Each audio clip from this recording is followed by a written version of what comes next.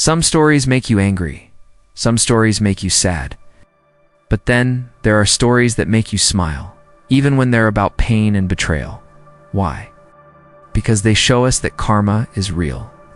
That no matter how powerful someone thinks they are, their cruelty always comes back to destroy them. This is one such story. The story of Ali, an ordinary man from an ordinary family, who faced humiliation at the hands of his arrogant boss.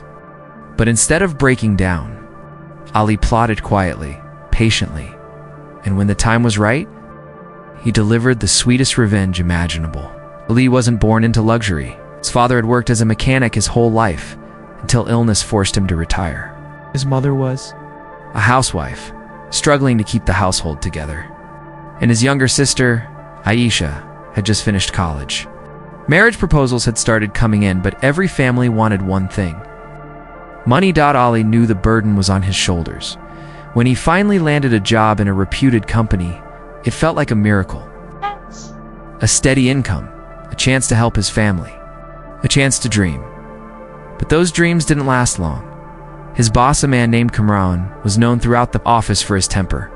He had a sharp tongue, a cruel sense of humor, and an ego bigger than the company building itself. The first week, Kamran ignored Ali completely.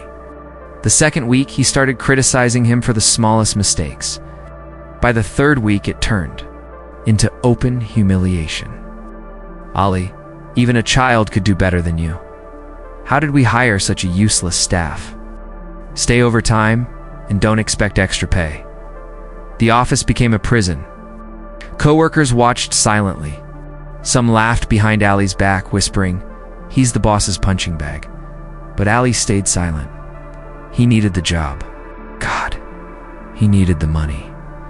He swallowed his pride day after day for his family's sake. Then came the day that changed everything.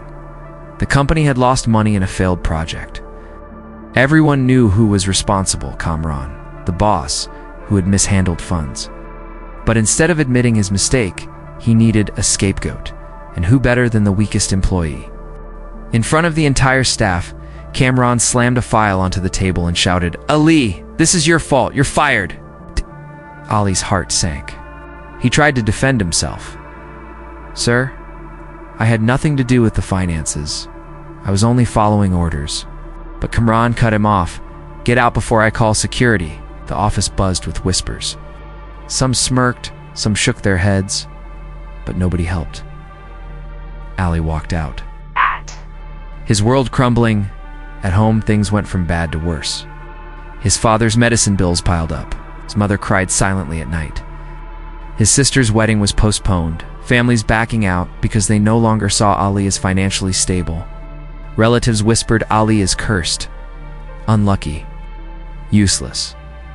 That night, Ali sat alone in the dark. His dignity was shattered. His family was breaking. His career was ruined.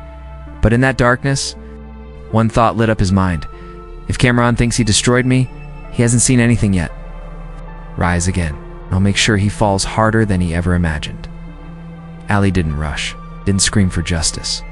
Instead, he started planning silently. He still had friends inside the company, people who knew Kamran's dirty secrets, but were too scared to speak. Ali listened carefully. Slowly, a picture began to form. Kamran had been stealing money for years. Fake projects, inflated invoices, false reports to the higher management. Millions were missing, hidden in plain sight. Ali worked day and night gathering evidence. He collected documents, contracts, secret recordings of employees who had witnessed corruption. Every piece of paper, every audio clip, every signature was another nail in Kamran's coffin. Finally, Lee stored everything on a small USB drive, the weapon that would destroy his boss. But Ali wasn't reckless. He didn't want to simply hand it over to the police. No, he wanted maximum humiliation. He wanted Kamran to taste the same public shame he had inflicted. So Ali contacted a well-known investigative journalist.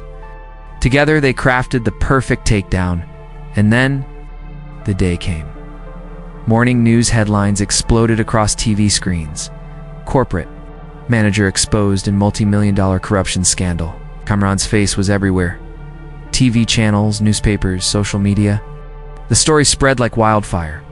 Reporters stormed the company lobby. Cameras flashed. Microphones shoved forward. "Mr. Cameron, is it true? You stole millions? Did you falsify company records? What do you have to say about the accusations?" Kamran, who once walked with his head high, now stumbled, sweating, stuttering, his arrogance gone. Within hours, the board of directors suspended him. Police raided his office and home. By evening, Kamran was in handcuffs, paraded before the same public that once saw him as powerful. The image was poetic, the mighty boss, dragged like a common criminal, his empire collapsing, and Ali, the company, realized their mistake. They rehired him, this time at a senior position. He wasn't the quiet, humiliated employee anymore. He was the man who had saved the company from disaster. With his new salary, Ali paid for his father's treatment. His sister's wedding went ahead better than ever. His mother smiled again, her pride restored. Relatives who once mocked him now spoke, his name with respect. Ali had learned the greatest lesson of all. Patience is not weakness. It's power waiting for the right moment. So that was Ali's story. A man crushed by his arrogant boss, only to rise again and bring that same boss to his knees. And remember this, never underestimate the quiet ones. The people you think are weak are often just waiting for the perfect time to strike back. And when they do, their revenge is not loud. It's devastating.